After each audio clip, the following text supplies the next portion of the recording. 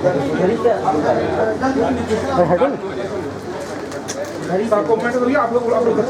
से आ रहा है, इधर से आ रहा है, इधर आएगा सब लोग उधर झूम नहीं है भाई,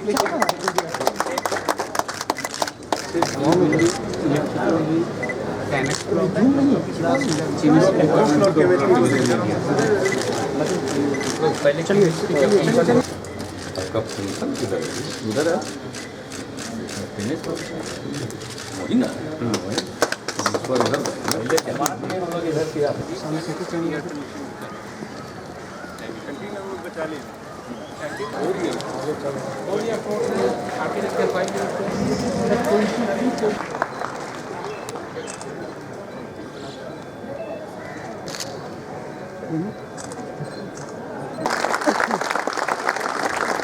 We also have with us two guests of honors to light the inaugural lamp and request Madam Aarti Sinha to assist them in doing so.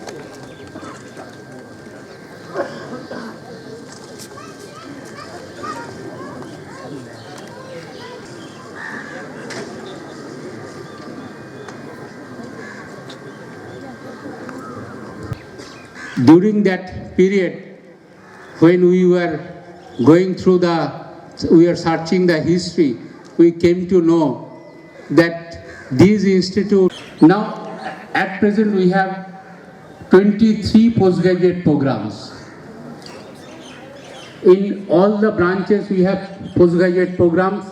We have these MTech, PhD integrated program, MSc integrated program, all those things we have.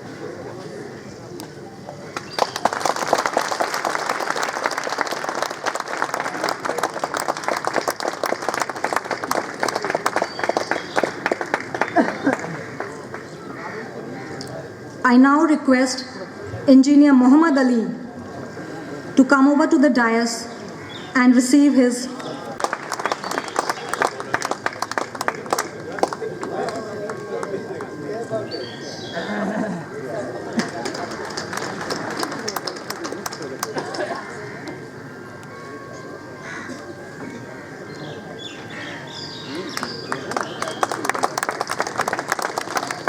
We are lucky to have one more distinguished alumni amongst us today.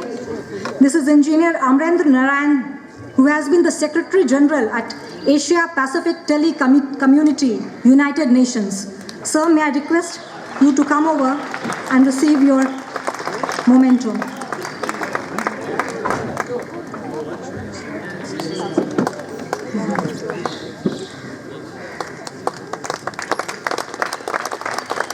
Thank you, sir.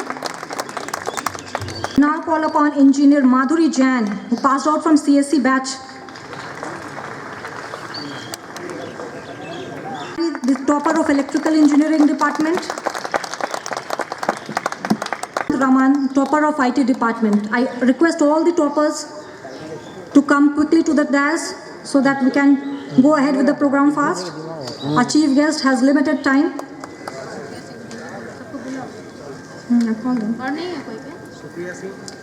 Verma is a DGM at NTPC.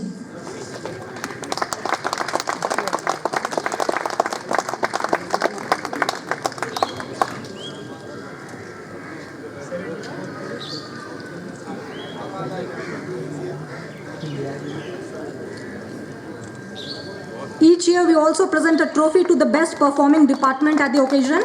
May I request the HOD of Department of Mechanical Engineer to come and receive the trophy on the behalf of the department for being the best performing department 2015. Thank you, sir. May I now call upon Madam Aarti Sinha to continue with the felicitation program. Thank you, Kamini. Now I request all the Diamond Jubilee Badge kindly line up of here. I'll be calling name one by one. By this, Nand Kishore sir, and then Ravi Shankar Sinha sir. Thank you, sir. हो गया sir ना? नहीं हो गया। हम पढ़ लिए नंद किशोर जी को पहले पढ़े। Now I sing, and there are few who are going to leave by 5 o'clock. I request Mr. Jugal Kishore Singh from the Golden Jubilee to kindly come and NIT Patna के सभी अध्यापक,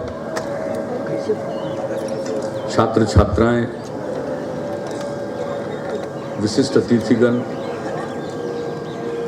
प्रिंट एवं इलेक्ट्रॉनिक मीडिया के यहाँ उपस्थित प्रतिनिधिगण, देवियों एवं सज्जनों, आज फिर एल्यूमनाई एसोसिएशन के वार्षिक कार्यक्रम में भाग लेने का अवसर मिला है। लगभग पिछले अनेक वर्षों से हर साल हम यहाँ हाजिर हो ही जाते हैं। होता यही है कि 30 जनवरी को गांधी घाट पर श्रद्धांजलि अर्पित करने आना ही होता है, और वहीं प्रोफेसर संतोष बाबू और कुछ लोग जैसे सुदर्शन हैं, गिरीश चौधरी जी हैं, अविनाश तो सब जगह उपस्थित होने वाले व्यक्ति हैं, सभी लोग आ जाते हैं और वहाँ कहते आना है, तो वहाँ मना करना तो संभव ही नहीं। तो फिर आज आने का मौका मिला है, मुझे खुशी है। अपने बैच के और उसके पहले के, उसके बाद के लोगों से मिलने का मौका मिलता है यहाँ। जिन्होंने मुझे पढ़ाया उनसे भी मिलने का मौका मिलता है। जिन्होंने मेरे साथ कॉलेज में कई बार हंगामा किया उनसे भी मिलने का मौका मिलता है। तो पुराने दिनों की याद ताज़ा हो जाती और अच्छा लगता है। और अब NIT हो गया, इसका तो रूप ही बदल गया है। BCE का रूप बदल गया। अब तो NIT को अलग ज़मीन है, लेकिन बता रहे हैं कि कोई अभी तक ज़मीन का पोजीशन नहीं मिला है। तो DM साहब यहीं बैठे हुए हैं, हम इसी कॉलेज में पढ़े हैं, इसी का ज़मीन नहीं दिलवा रहे। बताइए, आइए बैठे हुए हैं सामने मुख्यमंत्री के सचिव हैं चंचल कुमार। ये IIT कानपुर के प्रोडक्ट है। IIT का 500 एकड़ जमीन का मसला था, ये लोग तो मिल माल के दिलवा दिए। NIT का 100 एकड़ का जमीन है, ये लोग दिलचस्पी नहीं ले रहे हैं, समझ लो, हम ही को बदनाम कर रहे हैं।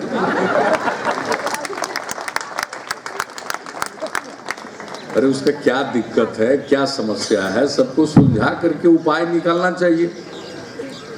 वैसे तो 100 एकड़ इनके लिए कम है, देख रहे हैं अभी 3500 स्टूडेंट्स हैं। हम लोग जब पढ़ते थे BCE में तो कुल संख्या थी स्टूडेंट्स की 500।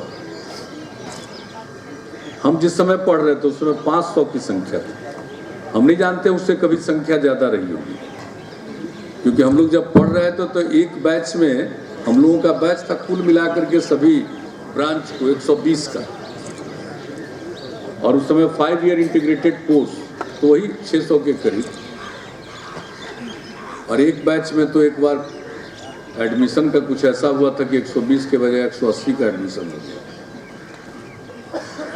और अब पढ़ रहे हैं 3500। 3500 स्टूडेंट का पढ़ना और फिर उनके लिए हॉस्टल का इंतजाम होना तो आवश्यक है। तो यहाँ पर जब तक काम चल रहा है यहाँ से, तो मेरे ख्याल से थोड़ी कठिनाई तो रहेगी, लेकिन अपने कैंपस में शिफ्ट कर जाएंगे तो इस तरह की कोई कठिनाई इनके पास, इन कठिनाइयों का सामना नहीं करना पड़ेगा। लेकिन हम आज आकर देख रहे हैं, और ख़ास करके जो प्लेग्राउंड है उसके दक्षिणी छोर पर जो बिल्डिंग आपने बनाया है, बहुत अच्छा बिल्डिंग है और स्टूडेंट के हित में बनाया है कि वो इसका इस्तेमाल करें। और उसी में एल्यूमिनाई एसोसिएशन के दफ्तर के लिए भी जगह मिली है, ये प्रसन्नता की बात है। और गेस्ट हाउस बना है, अभी बता रहे थे कि 3 स्टार फैसिलिटी है। 3 स्टार फैसिलिटी का तो पटना में कोई होटल नहीं है। तो अगर एक रोज हम आएंगे देखने के लिए, वाकई 3 स्टार फैसिलिटी है, तो कभी कभी जो बाहर से गेस्ट को हम लोग बुलाते हैं कोई कॉन्फ्रेंस में, तो यहाँ भी उनको हम लोग रखवा देते हैं।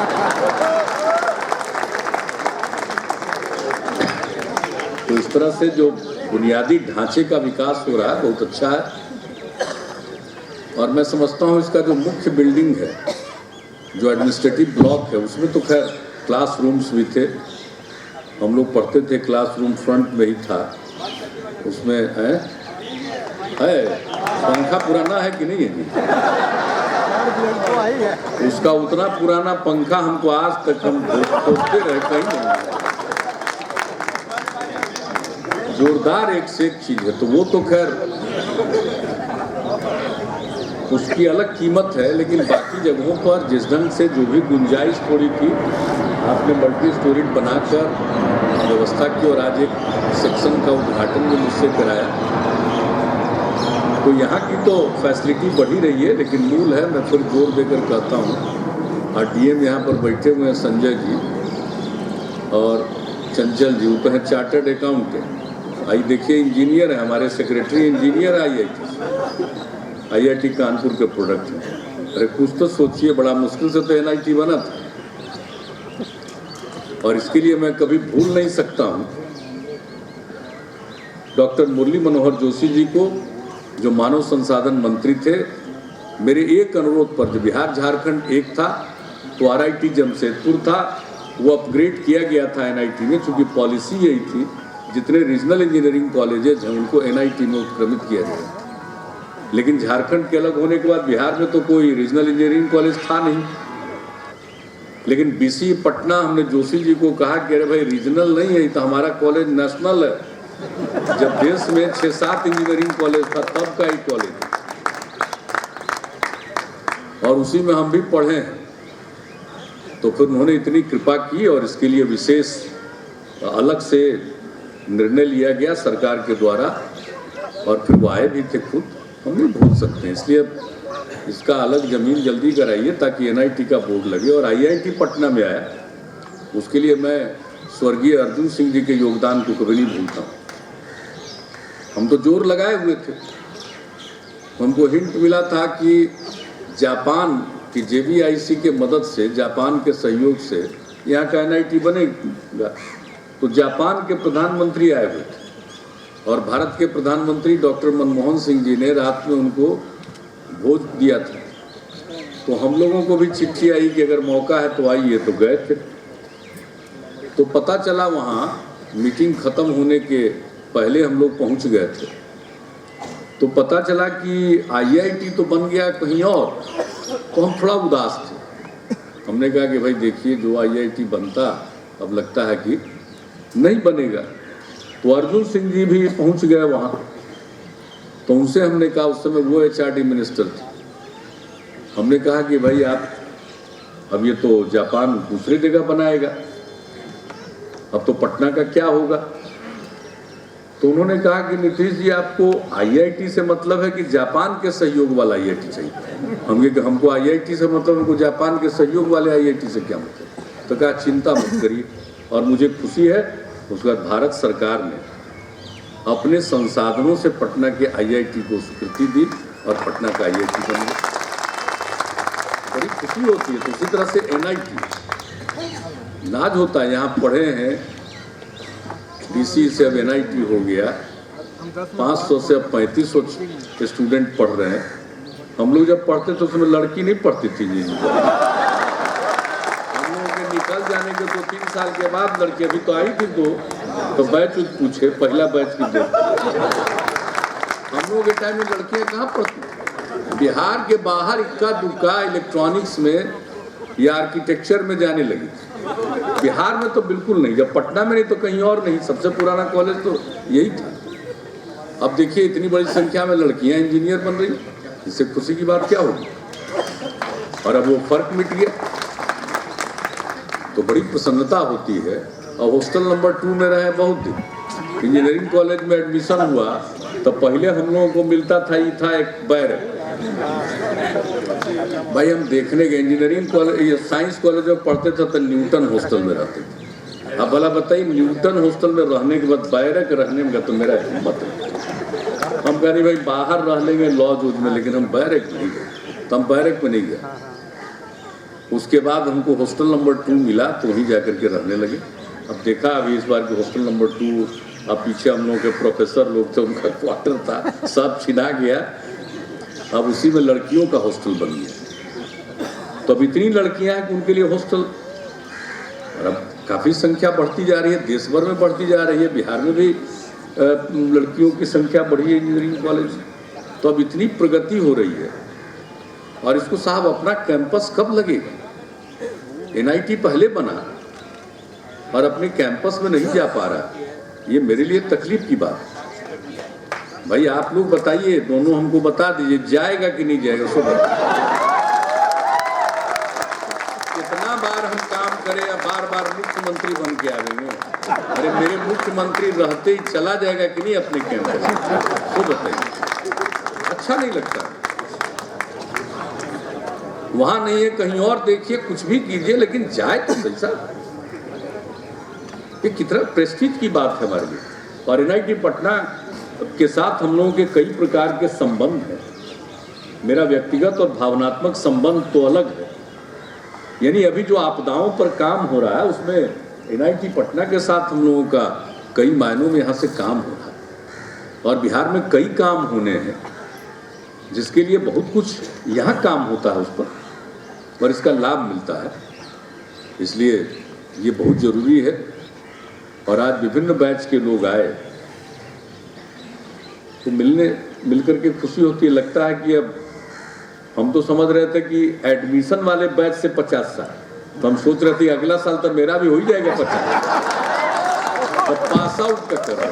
हम पिछली बार भी प्लीड किए थे भाई एडमिशन के बैच से न बैच बनाइए।